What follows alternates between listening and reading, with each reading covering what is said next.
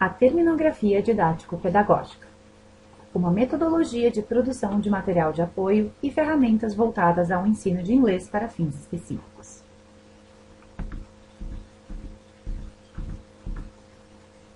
Ao professor de ESP, English for Specific Purposes, ou inglês para fins específicos. Isso já aconteceu com você nas suas aulas de inglês instrumental? Ter que estudar os termos técnicos em inglês da área de sua disciplina de inglês instrumental e muitas vezes não entender bem o que significa o termo? Fornecer a tradução de um termo técnico e mesmo assim seu aluno não compreender o que é, pois ainda não possui conhecimento técnico para isso? Procurar, mas não encontrar quase nenhum material de apoio adequado ao nível de leitura em língua inglesa de seus alunos. Passar horas preparando exercícios que nem sempre vão de encontro às dúvidas dos alunos. A metodologia aqui proposta é chamada de terminografia didático-pedagógica. Ela certamente não resolverá todos os seus problemas como professor de inglês para fins específicos, mas procura apontar um caminho para facilitar a produção de material didático ou de ferramentas de apoio ao ensino de inglês instrumental, e mais especificamente, facilitar a leitura de textos técnicos a alunos. A confecção de material de apoio ao professor de ESP e inglês instrumental não é um procedimento muito simples. A terminografia didático-pedagógica envolve vários passos, mas se propõe a resultar em informação útil para compilar material de apoio ao professor e ao aluno. O que é a terminografia? Segundo Boulanger, é o trabalho e técnica que consiste em recensear e estudar termos de um domínio especializado do saber, em uma ou mais línguas determinadas, considerados em suas formas, significações e relações conceituais, e com o meio socioprofissional. O que é a terminografia didático-pedagógica? É uma proposta de metodologia que utiliza a relevância dos termos extraídos de um gênero de texto no contexto de ensino para planejar e confeccionar produtos que auxiliem o professor de ESP em seu desenvolvimento de material e ferramentas adequadas às necessidades dos aprendizes de um domínio técnico específico. Esta produção pode incluir trabalhos monolíngues, bilíngues, etc. Inclui o fornecimento de definições mais acessíveis para os usuários, bem como exercícios. E é passível de ser reproduzida por professores e pesquisadores de qualquer área do conhecimento. Os procedimentos principais da terminografia didático-pedagógica incluem o trabalho com dados extraídos do gênero de texto alvo do contexto de ensino e o trabalho com dados retirados do próprio contexto de ensino. Esta metodologia será explicada passo a passo, incluindo um exemplo de como os mesmos procedimentos podem ser aplicados na prática, um protótipo de glossário inglês-português na área de elétrica eletrotécnica, chamado de Gloss Electric. Ele é voltado a alunos iniciantes na área com pouca proficiência na língua inglesa. A eletrotécnica é uma área da engenharia elétrica que lida com instalações de redes elétricas, transformadores, circuitos elétricos residenciais, industriais, etc. O primeiro passo da metodologia é a observação. O professor ou pesquisador deve determinar quais as dificuldades demonstradas pelos alunos da área técnica trabalhada e com o que elas se relacionam. O quadro a seguir vai fornecer mais detalhes sobre a observação de um contexto de ensino na demonstração prática de como funciona a metodologia da terminografia didático-pedagógica. As informações sobre o contexto de ensino. Foram 2 anos de trabalho com inglês para fins específicos em cursos técnicos de eletrotécnica e de graduação em engenharia elétrica, com adultos entre 25 e 40 anos, muitos já inseridos no mercado de trabalho. A maioria com pouca proficiência em língua inglesa e muito pouca prática de leitura na língua. Quais foram as dificuldades apresentadas pelos alunos? O professor traduzia os termos, mas os alunos ainda não entendiam muito bem a função e o significado da palavra em questão, justamente por estarem no início de sua formação técnica ou acadêmica. Havia uma falta de conhecimento em estratégias de leitura e reconhecimento de vocabulário. Os alunos questionavam muito sobre vocabulário que não era estritamente técnico, ou não conseguiam identificar a relevância do significado de alguns elementos essenciais para a leitura do texto. E palavras mais frequentes encontradas nos textos nem sempre eram os termos que mais causavam problemas para os alunos. O segundo passo da metodologia envolve construir uma árvore de domínio. Uma árvore de domínio é um conjunto da rede de conceitos e noções que situam mais exatamente o campo a ser estudado. Também é conhecida como mapa conceitual e é um dos passos essenciais da terminografia. A árvore de domínio serve para compreender a hierarquia de conceitos da área em questão, para selecionar as sub-áreas a serem trabalhadas e os textos pertinentes para o trabalho com os alunos, para selecionar termos a serem inseridos no material, para auxiliar na composição das definições e no recorte de informações que vão compor o material, e para determinar alguns critérios para a organização do material. Na árvore de domínio do Gloss Electric, trabalhou-se com as áreas de engenharia elétrica e eletrotécnica de uma forma voltada para o processo didático-pedagógico. As subdivisões da árvore aqui foram nomeadas de acordo com uma combinação de algumas disciplinas existentes nos cursos técnicos e de graduação de elétrica, e com as áreas propostas pela Comissão Internacional de Eletrotécnica. A árvore foi compilada com o auxílio de um engenheiro elétrico. Na árvore, as divisões em negrito representam as áreas da eletrotécnica e da engenharia elétrica. E as divisões dentro das caixas representam os componentes elétricos. Os componentes elétricos em vermelho são aqueles que estão presentes em mais de uma área. Foram colocados dois exemplos de termos na árvore, as palavras output e ripple. A ferramenta utilizada para fazer a árvore de domínio foi o CMap Tools. O terceiro passo é a seleção do texto-alvo. O professor ou pesquisador deve selecionar os gêneros textuais que deseja trabalhar com os alunos e estudar suas características. Esta escolha pode ser feita juntamente com um profissional da área técnica em questão. Para a compilação do Gloss Electric, utilizamos datasheets de eletrotécnica e elétrica. Os datasheets são documentos que contêm em sua estrutura informações técnicas variadas sobre os dispositivos e aparelhos elétricos com os quais os alunos da área de elétrica e eletrotécnica devem lidar em seu dia a dia. Aqui mostramos um exemplo de datasheet. Vemos que temos o modelo, a marca, as aplicações, tabelas com informações padrão e de uso, diagramas, gráficos. Aqui temos um texto estritamente expositivo, apenas dando informação sobre o dispositivo.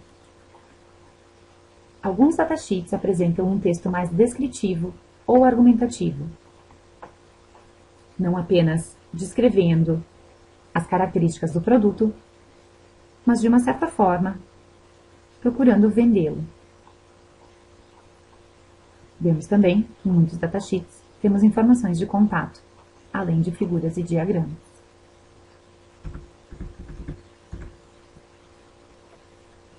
O quarto passo é a coleta de dados. Lembramos que o princípio da terminografia didático-pedagógica é a coleta de dados dos textos selecionados, mas a coleta de dados com alunos. A combinação de ambas as coletas, mais a comparação de todos os dados conforme dúvidas coletadas na fase de observação, resultam em critérios de elaboração e montagem de uma ferramenta ou material de apoio mais confiável. Datasheets dos seguintes dispositivos ou tópicos foram selecionados para a amostragem do Gloss Electric.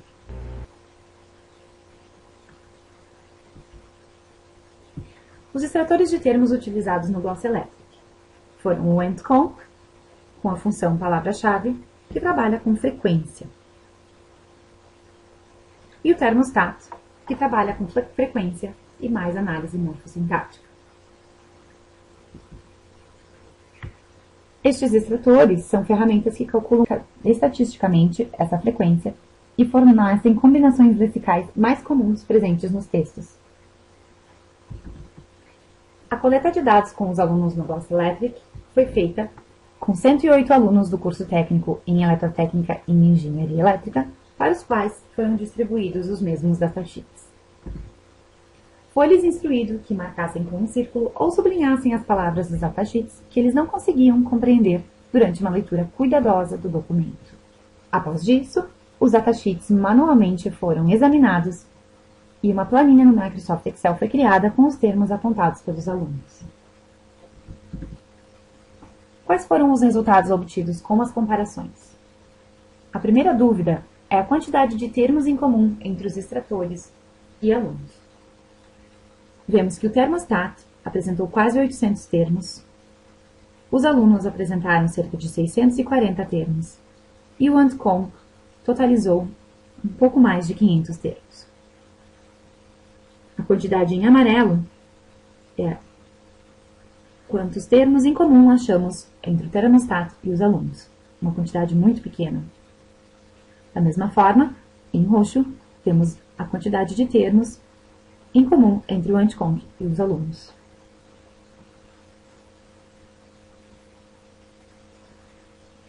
O que concluímos disso é que a baixa proporção de termos em comum aponta para a necessidade de se combinar dados dos extratores com dados apontados pelo público-alvo, já que se utilizarmos somente os extratores, como na terminografia tradicional, poderemos não incluir informações importantes para os usuários. Outra dúvida expressada pelos alunos é que eles nem sempre apresentam problemas somente no vocabulário específico de eletrotécnica.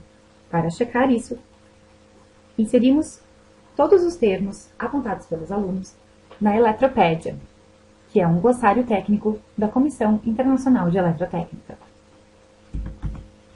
Do total de 640 CTs apontados pelos alunos, CTs sendo candidatos a termos, apenas 295 foram encontrados na Eletropédia. 345 não foram encontrados. Destes 345, fizemos mais um teste. 101 foram considerados pelo especialista como fórmulas, abreviações e termos. Sobraram 244 candidatos a termos, representando cerca de 38% dos CTs apontados pelos alunos. Isso significa que nem sempre os alunos apresentam dúvidas apenas nos termos técnicos. Outra dúvida foi que nem sempre os termos que aparecem mais frequentemente causam mais dúvida aos alunos.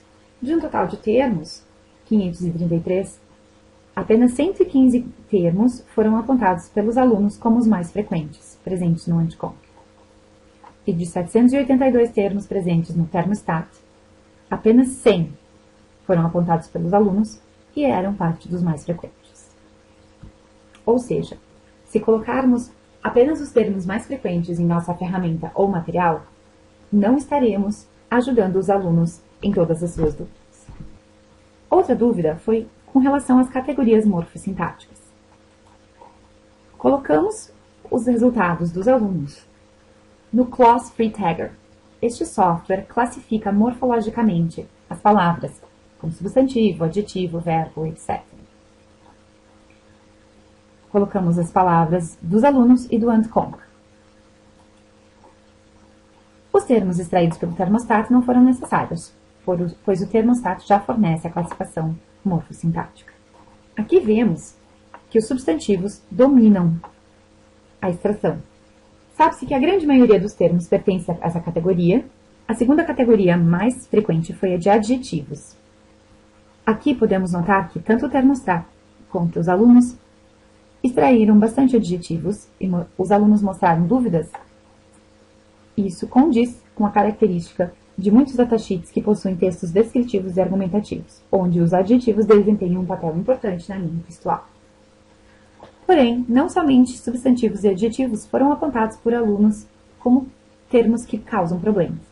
Verbos, preposições, depois advérbios e conjunções também foram apontados. Isso indica uma dificuldade específica do público-alvo em relação a este vocabulário.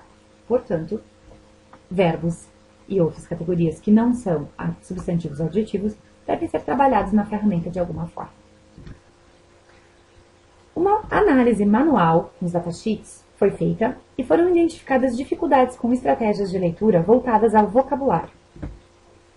As dificuldades encontradas foram a falha na identificação de cognatos, a falha em observar características do texto e contexto para compreender um termo, o desconhecimento de elementos de coesão e o não reconhecimento de prefixos e sufixos. Os resultados mostraram o seguinte, que a extração de termos nos textos, mais a extração de dados com os alunos, combinado com a observação e o planejamento do professor ou pesquisador, resultaram numa ferramenta mais completa.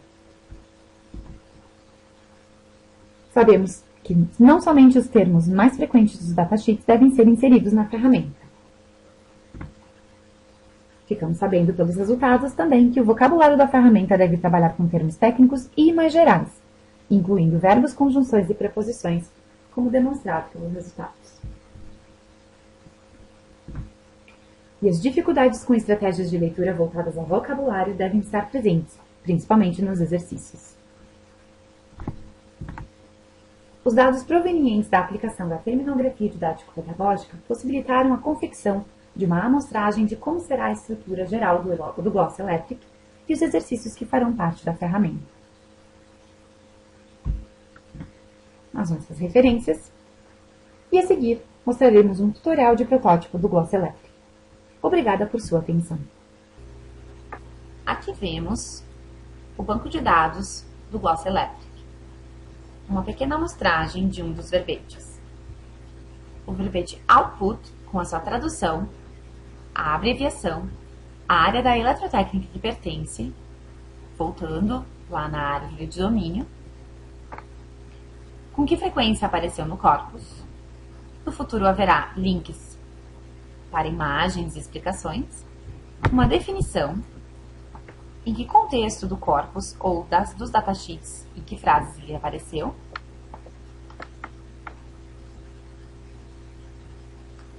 e as combinações mais comuns que ocorrem nos textos.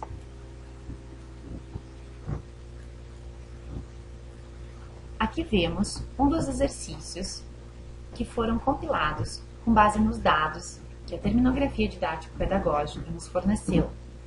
Este exercício trabalha com pistas contextuais, pedindo o significado da palavra weight. Neste exercício, é importante que o aprendiz olhe o que está ao redor da palavra weight e, assim, possa descobrir qual o significado. O exercício mostra 3 opções.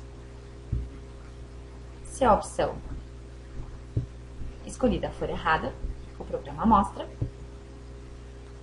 E se a opção escolhida for a correta, o programa também vai mostrar. Aqui temos um exercício com verbos. Como vimos, os alunos de eletrotécnica mostraram que possuem bastante dificuldades com verbos. Então, aqui usamos um datasheet e damos alternativas para que os alunos completem as partes onde estão faltando com o verbo correto. Eles podem checar o significado dos verbos no próprio Gloss Electric.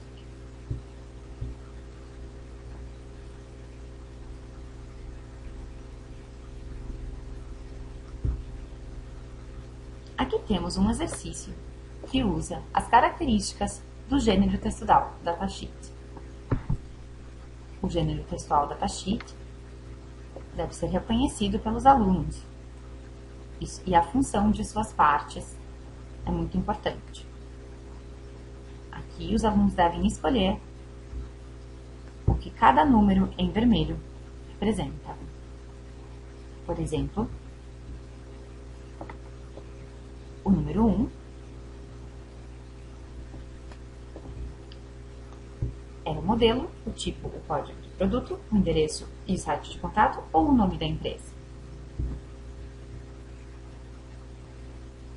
Vemos que o programa aponta quando está errado. Além disso, foram feitos exercícios com preposições, prefixos e sufixos, cognatos e mais verbos.